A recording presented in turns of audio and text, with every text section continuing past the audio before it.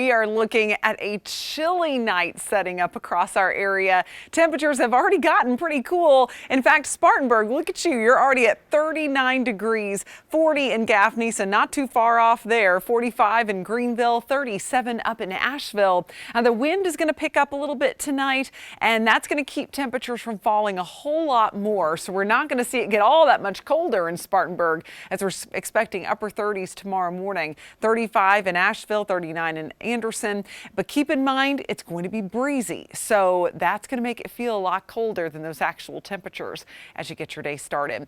But throughout the day, though, we will warm up nicely, at least into the 60s, which is just a couple of degrees cooler than normal for this time of year.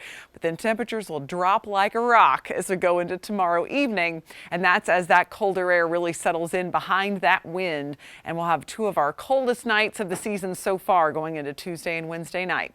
We're going to give it an 8, though, on the Carolina sky meter for the day on Tuesday, because the breeze is going to kind of keep it from being that perfect 9 or 10, and also to be a pretty chilly morning. But otherwise, lots of blue sky. It's going to be a really nice day.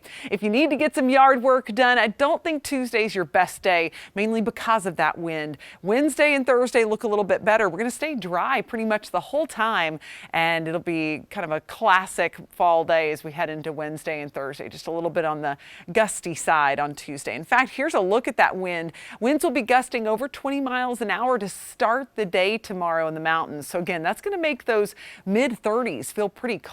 Could feel like the 20s at times. We'll be seeing those gusts at about 15 to 20 in the upstate, and they'll stay pretty consistent throughout the day. So breezy in the upstate, a little more windy up in the mountains as we head toward the evening hours. Notice on Wednesday, though, conditions start to calm down. A little bit less wind is expected.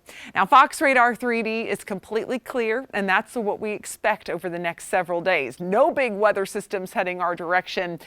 We have a little bit of light rain to our north, but we're not going to have enough moisture to squeeze out any rain between now and the end of the week. So there's Friday, still staying dry, all of that rain staying to our south. Saturday looks just about picture perfect. Temperatures start warming up a little bit, be back into the 70s.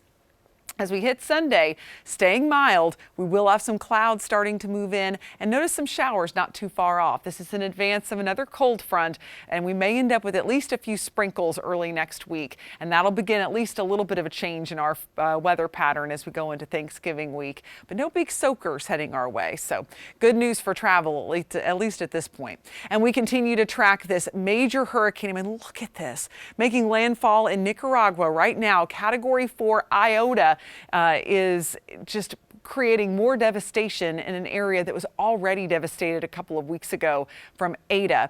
The storm's going to be moving inland, weak into a depression by the time we get to Wednesday. Is not expected to be an issue for the United States. So at least that's some silver lining with that whole thing.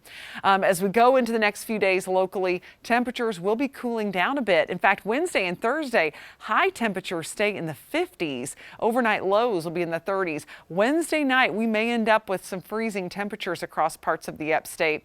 And then as we go into this weekend, we'll start to see temps warm back up.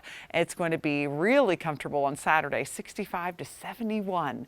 Area wide. And you'll want to check in on the morning news from 4:30 to 9. Nicole and Kylie will have your forecast every 10 minutes. And of course, Chris will get you set up on the roads.